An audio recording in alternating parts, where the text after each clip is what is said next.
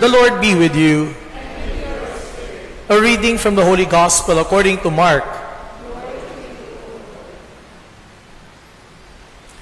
Jesus departed from there and came to his native place, accompanied by his disciples. When the Sabbath came, he began to teach in the synagogue, and many who heard him were astonished. They said, "Where did this man get all this? What kind of wisdom has been given him? What mighty deeds are wrought by his hands? Is he not the carpenter, the son of Mary, and the brother of James and Joseph and Judas and Simon? And are not his sisters here with us?" And they took offense at him. Jesus said to them, "No prophet is not without honor except in his native place and among his own kin and in his own house." So he was not able to perform any mighty deed there, apart from curing a few sick people by laying his hands on them. He was amazed at their lack of faith. The Gospel of the Lord. Good morning po sa inyo lahat.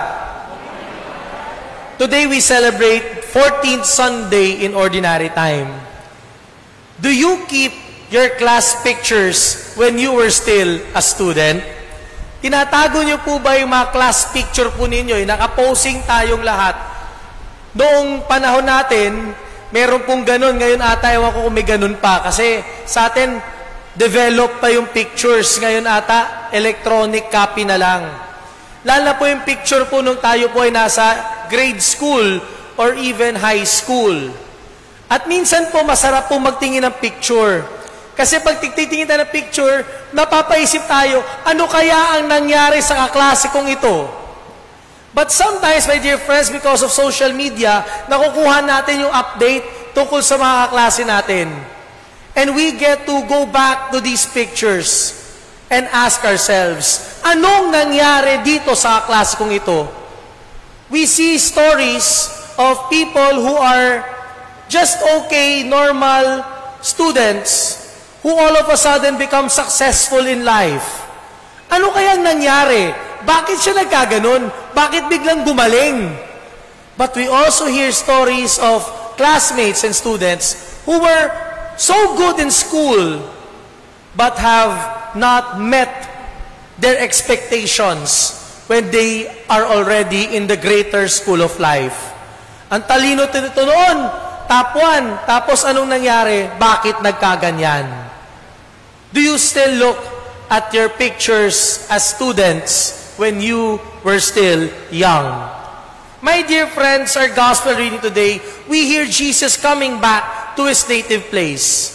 And his native place is known as good night. Ano po yung native place si Jesus? Hindi nyo alam? Nazareth. Kaya yan po ang ating hashtag for today, Nazareth.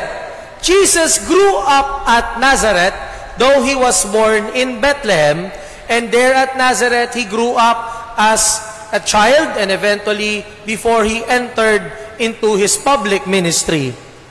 At sa pag-uwi ni Jesus sa Nazareth, laking gulat ng mga tao sa kanilang nakita. Sapagkat si Jesus, ibang-iba na, ibang-iba ka na nga. And for reflection today, what happened at Nazareth? 3 letter S po ang ating pagninilayan, madaling tandaan. First letter S is surprise. When the people of Nazareth saw Jesus, all of a sudden, preaching in the synagogue, they were caught by surprise. Nagulat sila. Teka, hindi ba ito yung karpintero na anak ni Maria? Pag-aaralan natin yung line na yun in a while. What happened to him all of a sudden? Bakit biglang gumaling?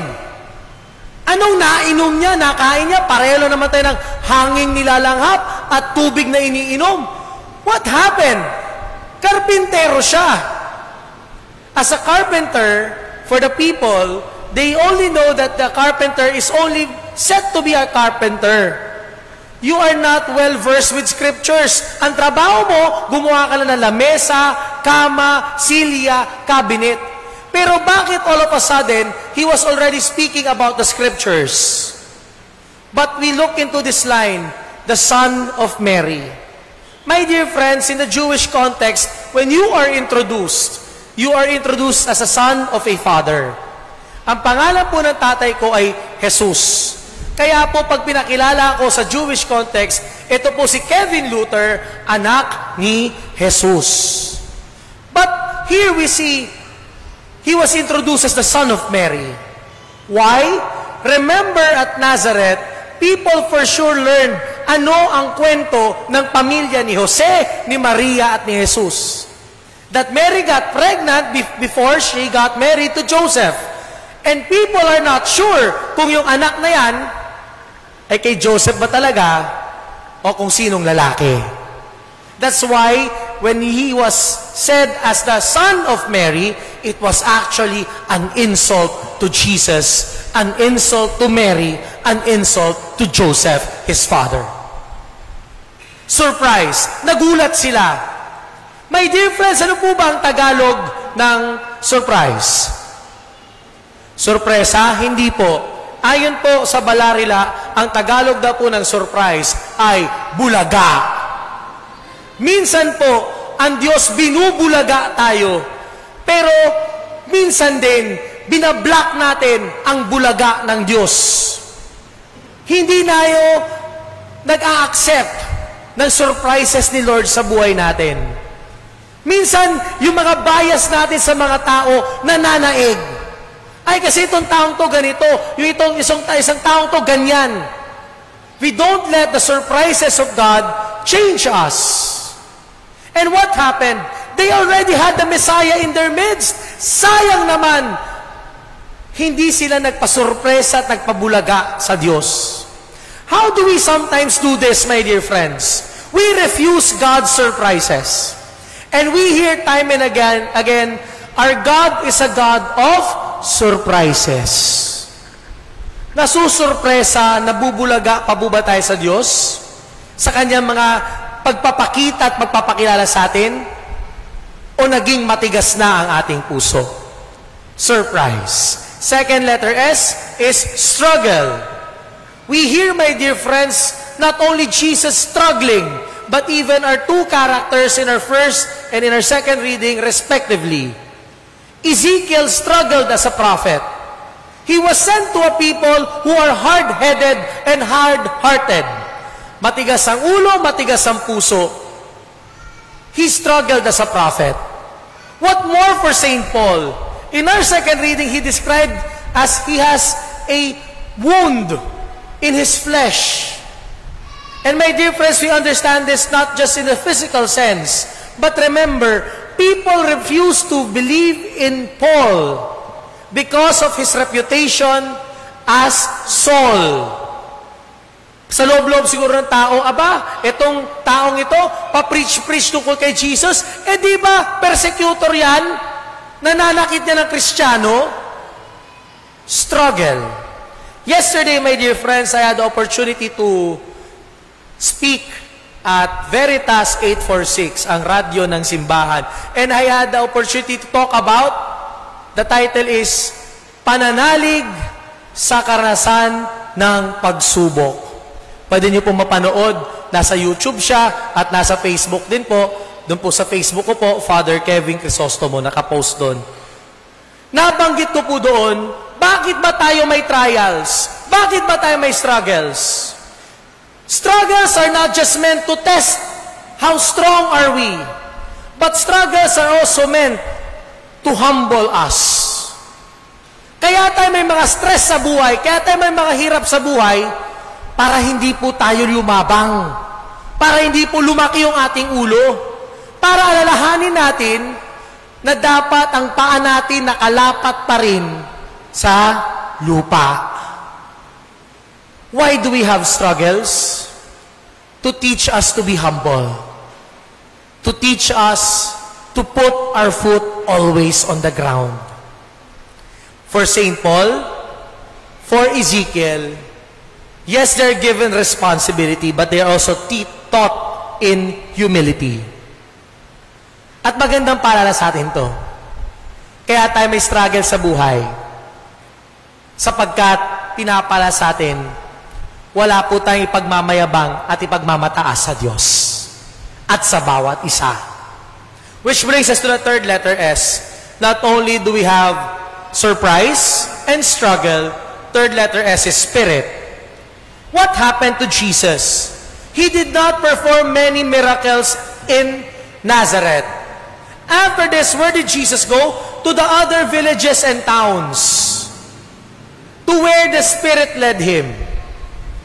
And my dear friends, as we continue our celebration, let this be a challenge for us to go where the Spirit leads us. Meron tayong kasabihan, grow where you are planted. Kung saan ka tinanim, doon ka lumago. But come to think of it, my dear friends, sometimes because of our decisions in life, we end up being planted in toxic situations. But remember this, when you are in a toxic situation, be ready. One day, God will uproot you from it and place you somewhere else where you can grow. Oo nga naman. Baka hindi na tayo lumalago sa ating kinalalagyan. Bubunutin tayo ng Diyos diyan at itatanim tayo sa kung saan tayo pwedeng lumago. Marunong lang dapat tayo makinig sa pagkilos ng Espiritu. Tatlong letter S, madaling tandaan. Surprise, struggle, Spirit. God is a God of surprises. Let us not hinder the graces from these surprises from our Lord. There will be struggles, perhaps to remind us to put our feet always on the ground. More importantly, listen to where the Spirit leads you. Grow where you are planted. But if you're planted in a toxic situation, prepare to be uprooted. Listen to the Spirit and grow where He will lead you. Amen.